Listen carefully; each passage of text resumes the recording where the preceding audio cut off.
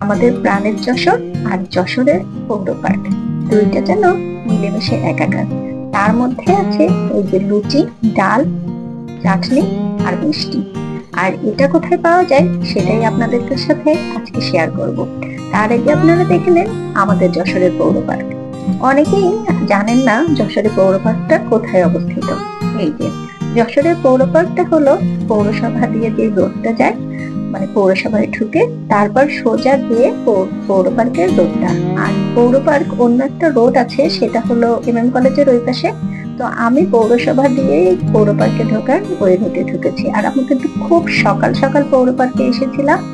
আর সকাল সকাল আবহাওয়াটাও খুব ভালো থাকে। পৌর পার্কের আবহাওয়াটা খুব ভালো লাগছিল, কিচিরমিচির শব্দ। তারপরে এখানে কিন্তু সকালবেলা মুরব্বীরা ব্যায়াম করে।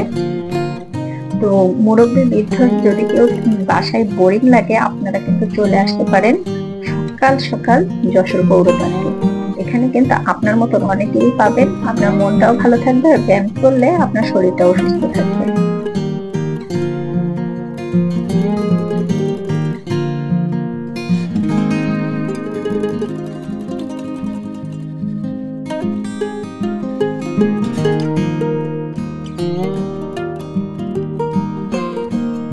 পৌর পার্কটা কিন্তু খুব সুন্দর। আর দেখেন সকালবেলা হলেও পৌর পার্কে কত মানুষ। আর পৌর পার্কটা হলো খুব গোছানো। আমরা যারা যশোরে থাকি তারা কিন্তু আমরা পৌর পার্কে নিয়মিত যাতায়াত করি, কারণ আমাদের পৌর পার্কটা কিন্তু আসলে নান্দনিক সৌন্দর্যে মণ্ডিত।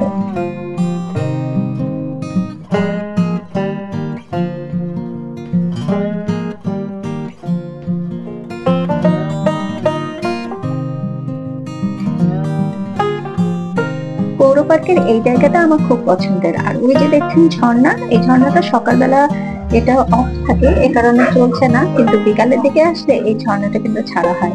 আর এই যে গাছটা দেখছেন, এই গাছটা কিন্তু অনেক পুরোনো। আর আমার এই গাছটা খুব পছন্দ। আমি যখনই পৌর পার্কে যাই এই গাছটার এখানে যাবই।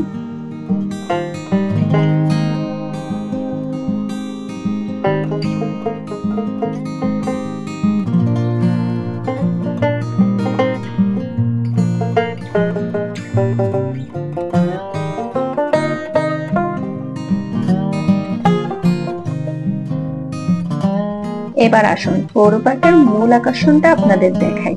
পৌর পার্কের যে ব্রিজটা আছে সেই ব্রিজটা কিন্তু অসাধারণ। আর এই ব্রিজে দাঁড়িয়ে আপনি এই পুকুরটা সুন্দর করে দেখতে পারবেন।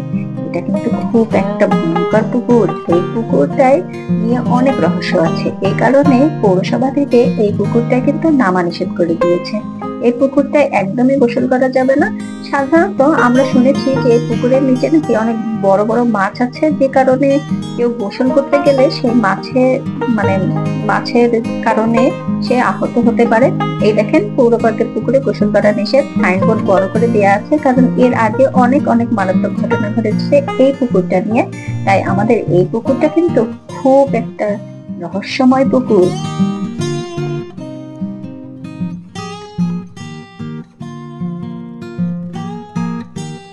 পৌর পার্কের ঘোরাঘুরি শেষ করে আমরা চলে আসলাম প্যারিস রোডে। সকাল সকাল এই একটা দোকানই খোলা ছিল, আর এই দোকানেই পাওয়া গিয়েছিল সেই নাস্তাটা।